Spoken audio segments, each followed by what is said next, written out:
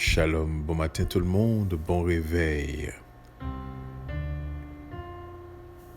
Qu'Élohim ce matin vous comble de joie, de bonheur et de discernement.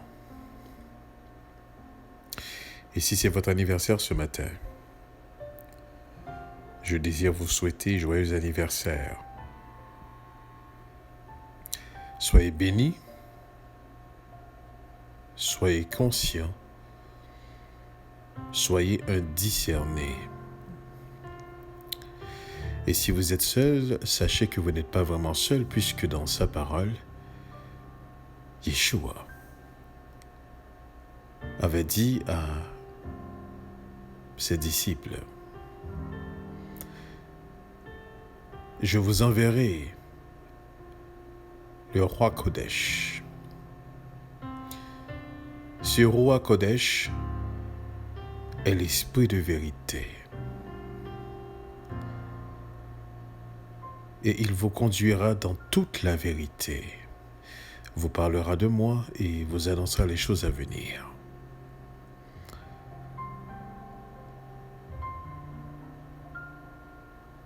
Donc nous savons, il y a trois choses qui doivent être manifestes dans la vie de ceux-là qui sont transformés.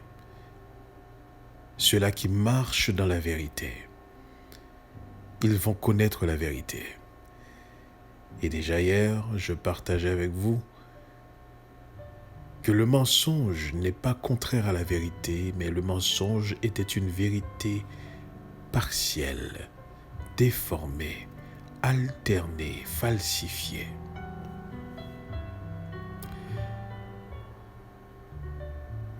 Donc le fait de comprendre et de découvrir cela nous permet maintenant de saisir que la vérité n'a aucun mensonge, n'est pas falsifiée, ne peut être alternée, ne peut être souillée. Elle reste ce qu'elle est. Et Yeshua disait, eh bien, le roi Kodesh viendra aussi vous parler de moi.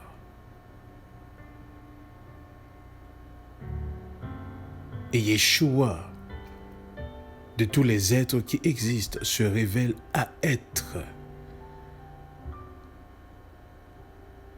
le chemin, la vérité et la vie. Et disait-il que nul ne vient au Père que par moi. Le Père, la source. Le Père créateur, le Père, le fondateur de tout. Et la troisième des choses que Yeshua a dit, et c'est à partir de là que nous pouvons définitivement mesurer, sommes-nous dans la vérité? Lorsque que nous offrons notre confiance à Yeshua. Il dit, eh bien, le roi Kodesh aussi vous annoncera les choses à venir. Donc, trois grandes compréhensions qu'il faut avoir. Un, d'être dans la vérité. Et j'aimerais vous dire ceci. Je partageais avec un groupe et je leur disais ceci. Dès que je sais, écoutez bien ceci, dès que je sais, je ne peux plus croire. Je ne crois que ce dont je ne sais pas. Mais si je sais, ce n'est plus nécessaire de croire. On ne peut pas croire ce qu'on sait. On ne fait que croire que ce qu'on ne sait pas. Et comme j'ai déjà partagé, Maintenant, la croyance qu'on va exercer dans ce qu'on ne sait pas va dépendre de la crédibilité de ce qui est cru. Donc, plus ta source est certaine,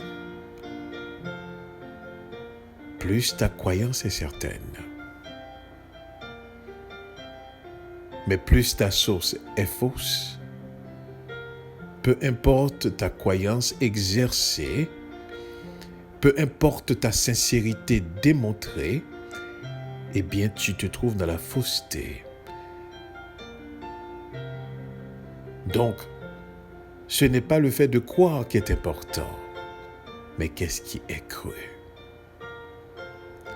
Et c'est là toute la différence de ceux qui ont choisi de croire en Yeshua.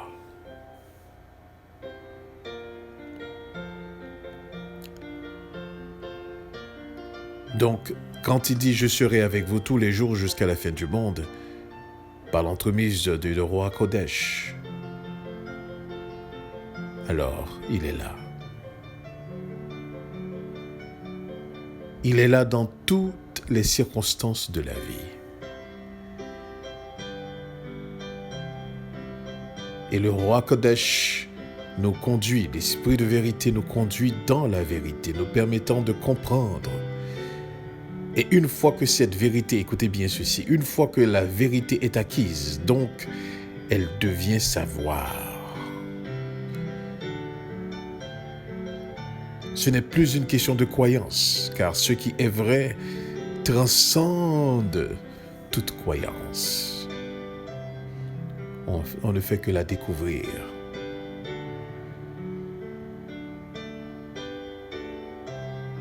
Donc, on ne croit pas dans la vérité. On sait, on connaît la vérité. Disait Yeshua, vous connaîtrez la vérité. Il n'a pas dit vous croirez en la vérité, mais vous la connaîtrez et elle vous affranchira. J'aimerais que vous puissiez saisir cela ce matin. La question à se poser maintenant, à quel point en sommes-nous conscients de sa présence? Et c'est ce qui fera toute la différence. J'aimerais voir un texte avec vous ce matin qui se trouve dans le livre de Yeshaya, Ésaïe, au chapitre 47, et on va lire à partir du verset 13. À partir du verset 12. Pour mieux vous saisir, je vais commencer la lecture à partir du verset 10. Comme ça, vous allez voir le contexte dans lequel on va effectuer cette lecture ce matin. Donc, à partir du verset 10. « Et tu t'es confié dans ta méchanceté, tu disais, « Personne ne me voit. » Ta sagesse et ta connaissance t'ont perverti. Et tu disais en ton cœur, c'est moi. Il n'y a pas d'autre que moi. C'est pourquoi le malheur viendra sur toi sans que tu en connaisses l'aurore. Le désastre qui tombera sur toi sera tel que tu ne pourras pas l'apaiser. La dévastation viendra sur toi soudainement sans que tu t'en aperçoives. Reste donc avec tes incantations et avec le grand nombre de tes sorcelleries dans lesquelles tu as travaillé dès ta jeunesse. Peut-être pourras-tu en tirer quelque profit, peut-être sauras-tu faire trembler. Tu t'es lassé de la multitude de tes conseils, qu'ils se présentent donc et qu'ils te sauvent, ces astrologues qui observent les étoiles et le ciel, qui, aux nouvelles lunes, te font connaître ce qui doit arriver. Voici, ils sont devenus comme de la paille, et le feu les consume. Ils ne délivreront pas leur âme du pouvoir de la flamme. Il n'y a ni charbon pour se chauffer, ni feu pour s'asseoir en face. Ainsi sont-ils pour toi, ceux pour qui tu t'es fatigué. ceux avec lesquels tu as trafiqué dès ta jeunesse erront chacun de son côté comme un vagabond. Il n'y a personne pour te sauver. Pour situer le contexte de ce texte, c'est lorsque effectivement Babylone avait envahi le royaume d'Israël et l'avait assujetti pendant 70 ans. Et voici que Babylone, pendant ces 70 ans, régnait. Et Babylone était une grande civilisation, impressionnante, d'une armée extraordinaire, disciplinée, un royaume antique, bien structuré. Et ce royaume avait confiance en lui-même. Et c'est à la prédiction de la destruction de ce royaume que ce texte fait allusion.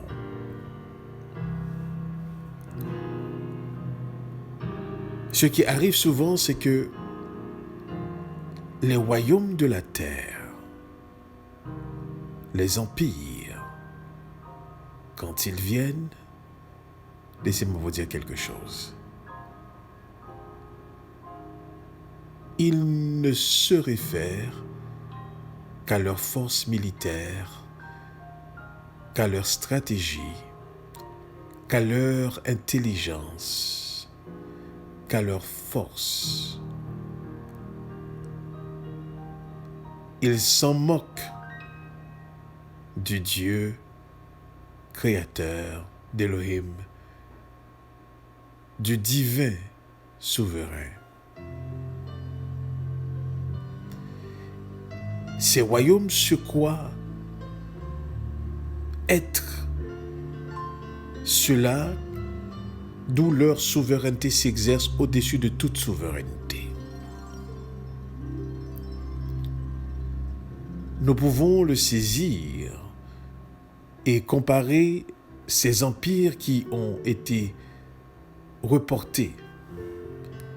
Et nous pouvons le comparer à aujourd'hui, lorsque nous regardons les nations, particulièrement les dominantes. Nous pouvons comprendre que ces nations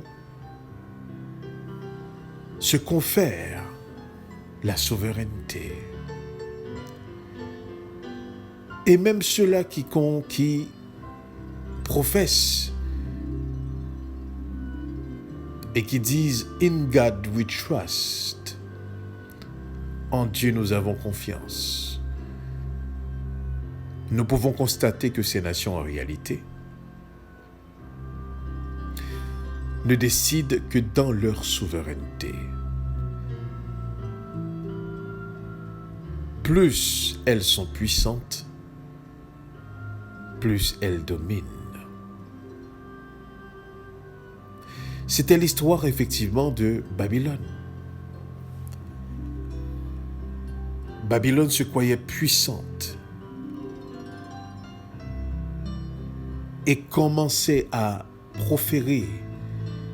proliférer ses droits, ses lois, à imposer sa vision. Et le texte démontre à quel point le Dieu souverain, Elohim, le divin créateur, le seul et unique, encore une fois, démontre que sa souveraineté est au-dessus de toute compréhension souveraine.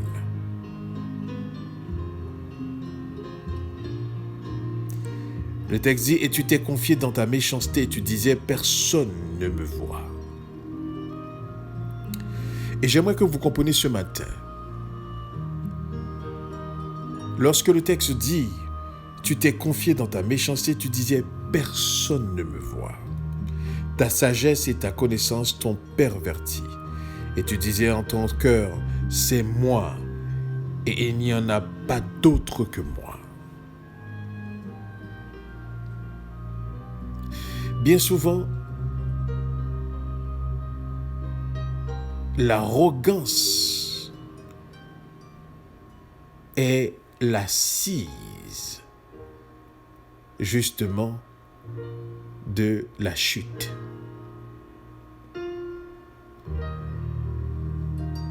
On dit que l'orgueil précède la chute. J'aimerais que vous compreniez ce matin. Il est présenté, on nous présente plusieurs dieux. Et j'avais une conversation avec quelqu'un et je faisais comprendre à cette personne qu'il n'existe pas plusieurs spiritualités. La raison pour laquelle vous voyez cette diversité dans la spiritualité, c'est parce qu'il y a plusieurs croyances. Et l'une des choses que j'aimerais que vous compreniez ce matin, la croyance, écoutez bien ceci, la croyance est une énergie que vous proférez, que vous attribuez, que vous donnez à ce qui est cru.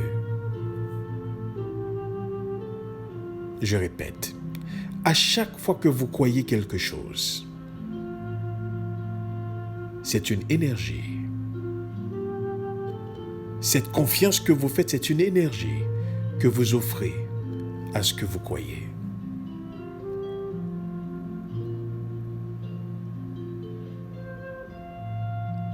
C'est l'une des raisons pour laquelle il est important de discerner ce dont on croit.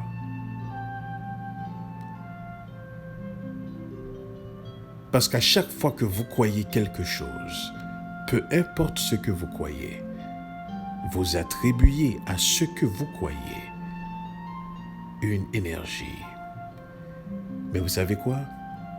Excepté Elohim. La différence entre Elohim et toutes les autres divinités,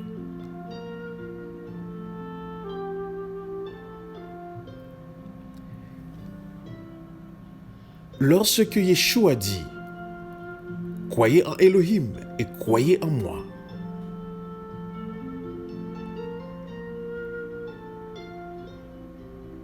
Yeshua ne demande pas de croire. Écoutez bien ceci. Yeshua ne demande pas de croire afin qu'il soit. Yeshua ne demande pas de croire pour exister. Yeshua ne demande pas de croire pour lui-même ou pour Elohim. Mais la croyance n'a d'effet que sur le croyant. Yeshua demande de croire pour notre salut, car il est la porte de sortie de cette humanité qui se détruit. Du coup, Yeshua dit, fais-moi confiance pour vous sortir de cette humanité qui se détruit, pour vous sortir du syncrétisme qui existe dans ce monde, pour vous sortir du mélange de ce monde, pour vous sortir du mensonge, cette vérité partielle de ce monde, pour vous sortir de l'esprit des fils d'Adam, pour vous sortir de la mortalité spirituelle qui existe dans ce monde. Croyez en Elohim, croyez en moi. Mais voyez-vous, si vous croyez qu'il n'y a pas lieu de sortir de quoi que ce soit et que tout va bien, et que chaque personne a sa spiritualité, chaque personne marche dans son chemin.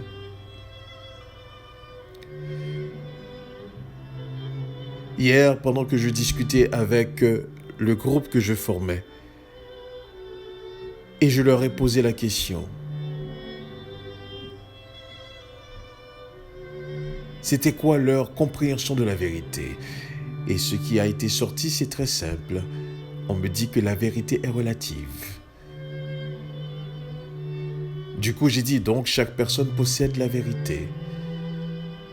Donc ma vérité à moi, ta vérité à toi, la vérité de l'autre.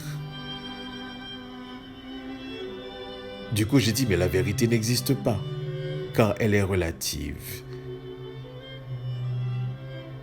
Et par la suite, il y a quelqu'un qui me dit, mais il y a aussi la vérité universelle. J'ai dit, ah ok, il y a une vérité, il y a la vérité universelle. Donc, du coup, la vérité transcende nos perceptions. Et par la suite, j'ai expliqué ceci. La vérité, écoutez bien ceci, la vérité n'a besoin d'aucune forme de croyance pour être. Elle est ce qu'elle est en dépit de toute forme de croyance. Du coup, ce n'est pas ma croyance qui détermine la vérité. Ce n'est pas ma croyance qui forme la vérité, mais c'est tout à fait le contraire. Connaître la vérité me transforme. Et je n'ai pas besoin de croire la vérité, je la découvre. Je la sais.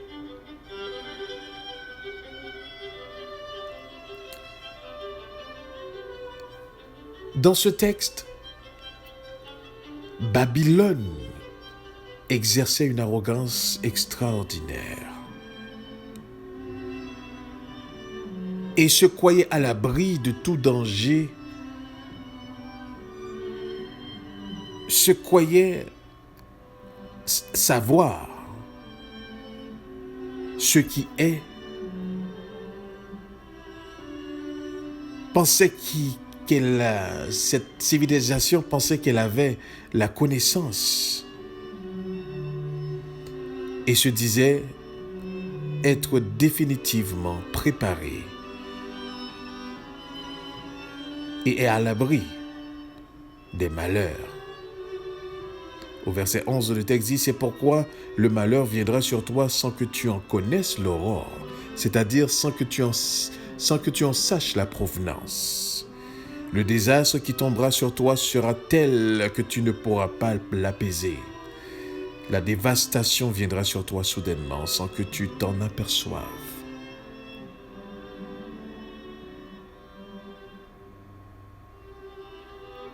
Et à ce moment-là, quand Elohim, le divin souverain, le véritable, commence à exercer sa justice, il dit, reste donc avec tes incantations et avec le grand nombre de tes sorcelleries dans lesquelles tu as travaillé dès ta jeunesse. Peut-être pourras-tu en tirer quelques profits. Peut-être sauras-tu faire trembler.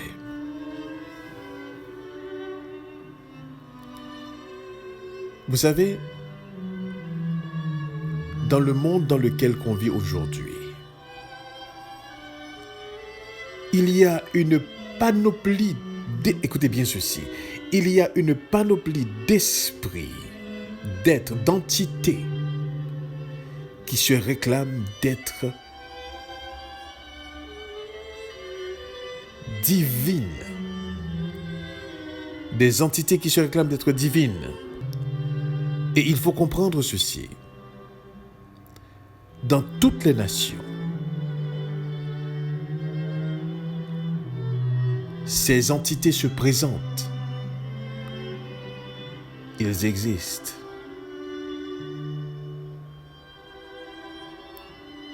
Et parce que nous commençons à comprendre que le mensonge ne peut être construit qu'à travers des faits et des vérités, du coup, nous comprenons à travers chaque mythe, il y a certains faits et certaines vérités qu'il faut chercher à comprendre parce que ça va nous amener quelque part à comprendre. Ces entités se sont présentées. Et n'oubliez pas ceci, ces entités ne peuvent être détruites. Donc, c'est-à-dire à travers les générations et les âges. Elles côtoient toutes les générations, tous les âges. Elles sont là.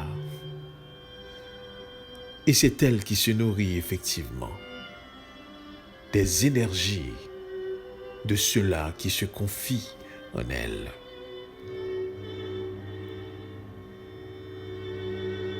Et ces entités, à travers le temps et l'histoire humaine, s'est présentée sur plusieurs formes, comme des êtres divins. J'aimerais que vous compreniez cela ce matin. Il y a la divinité égyptienne, ancienne. Il y a la divinité grecque. Il y a la divinité aztèque. Il y a la divinité maya. Il y a la divinité des Incas. Il y a la divinité scandinave. Et j'en passe. J'aimerais que vous compreniez ces divinités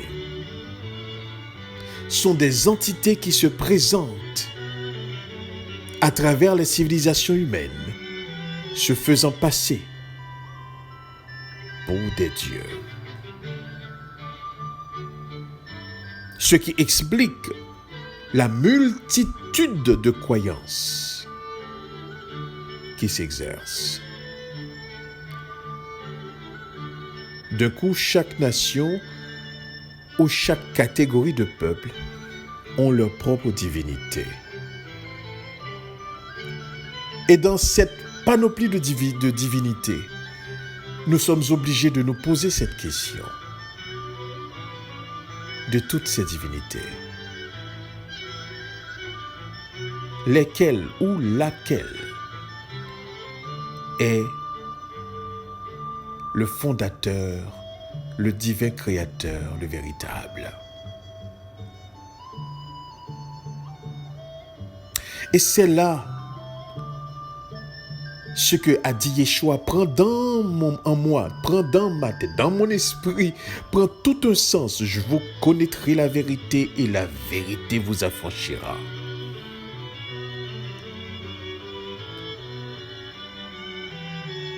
Vous connaîtrez la vérité et la vérité vous affranchira. Yeshua n'a pas dit à ses disciples,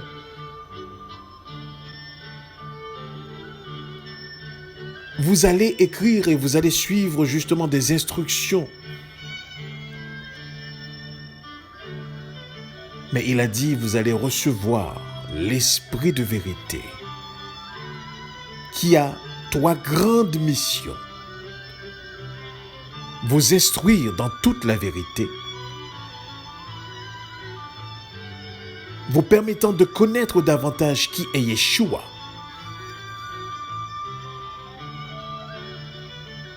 et vous annoncer les choses à venir.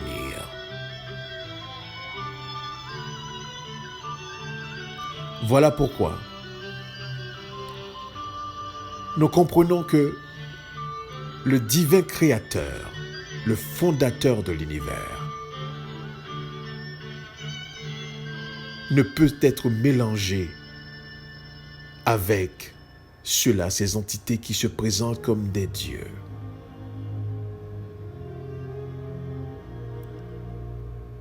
Nous devons avec discernement comprendre cela.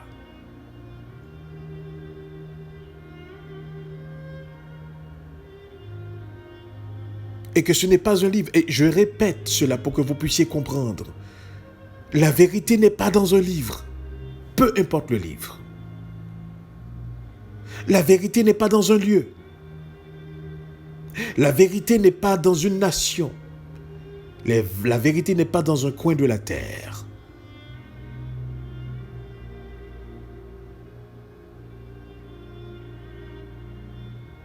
L'esprit de vérité est là sur terre. Je répète, l'esprit de vérité, le roi Kodesh, l'esprit de vérité est là sur terre. Il n'est pas limité.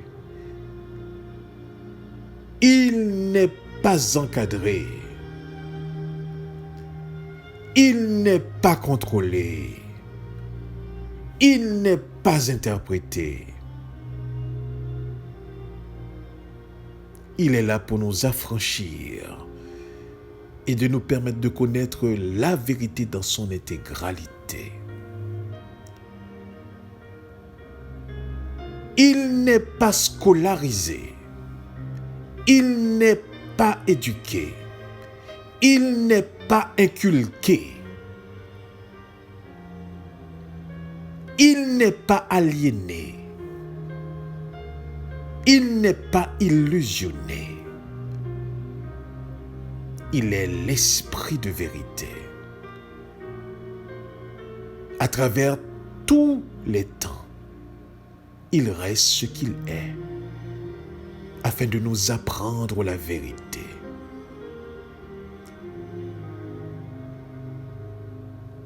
Il ne nous appelle pas à croire. Il nous appelle pas à croire. Il nous appelle à connaître. Il nous appelle au savoir de la vérité.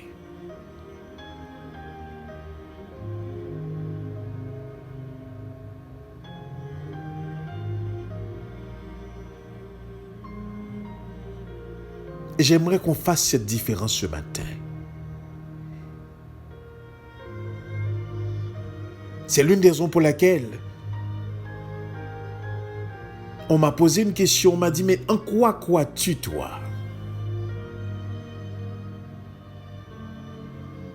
Et que je commence à comprendre, il y a un niveau où est-ce que tu arrives, où est-ce que tu ne peux plus croire. Oui, vous arrivez à un moment où est-ce qu'on ne peut plus croire. Pourquoi? Parce qu'on sait. Et ce qu'on sait, on ne peut plus le croire. Et Paul avait vécu cela. Oui, mes frères, mes sœurs, à un certain moment donné,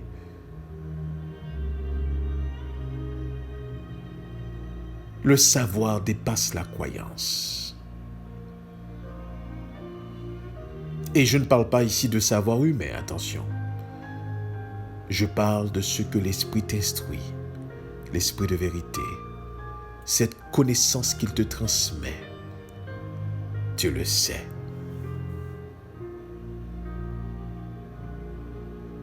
Voilà pourquoi je vous inviterai ce matin à sonder vos croyances et à vous laisser guider par le roi Kodesh, l'Esprit de vérité. Parce que vous devez connaître la vérité, pas la croire. Vous devez la connaître. Vous devez la découvrir. Et de plus en plus, vous allez rentrer dans la réalité. De plus en plus, vous allez comprendre, saisir ce qui est invisible. De plus en plus, vous allez comprendre et vivre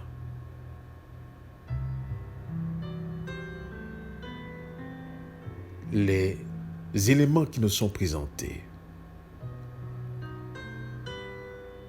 Vous allez voir, il y a une différence entre croire et connaître.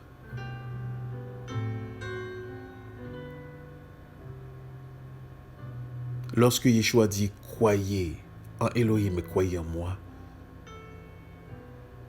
c'est de lui faire confiance sur ce chemin dans lequel il nous conduit. Et jusqu'à aujourd'hui, il est le seul à manifester de manière cohérente ce qui est.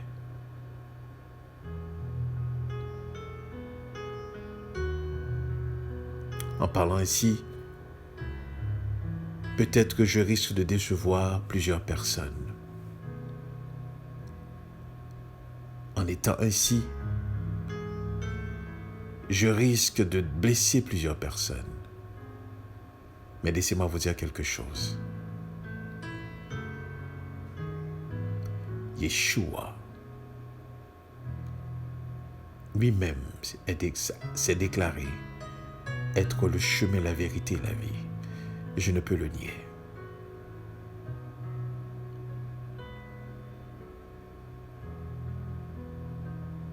Beaucoup de divinités beaucoup d'entités se sont révélées comme des divins.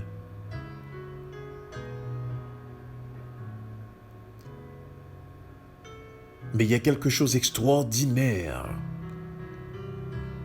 qui s'est passé avec Yeshua et que j'aimerais que vous compreniez. Souvent, les divinités demandent à être adorées. Écoutez bien ceci. Les divinités demandent à être appréciées, glorifiées.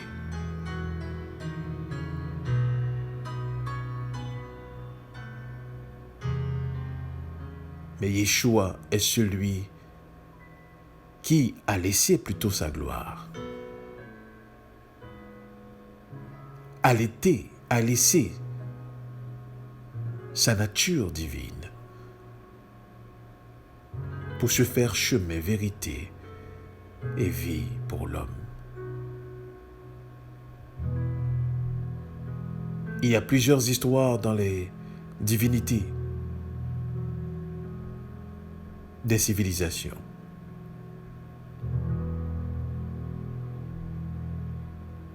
Beaucoup de divinités dans les civilisations, mais Yeshua est l'histoire que mon esprit comprend et saisit. C'est l'histoire qui est cohérente en fonction de la chute de l'humain, de la perdition de l'humain, de l'errance de l'humain et de l'amour de ce divin.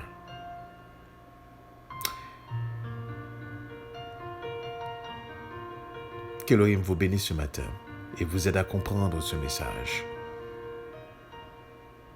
Et nous, restons conscients de sa présence.